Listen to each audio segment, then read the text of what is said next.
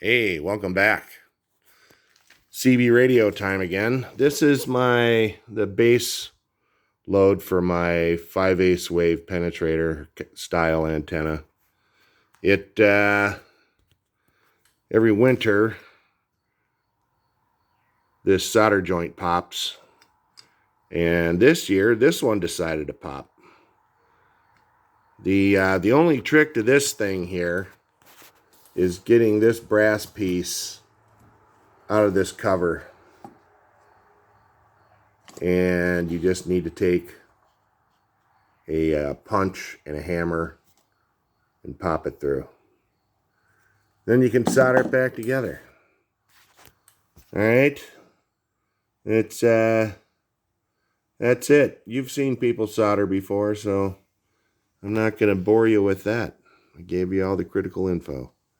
All right, you guys have a great day. Talk to you later.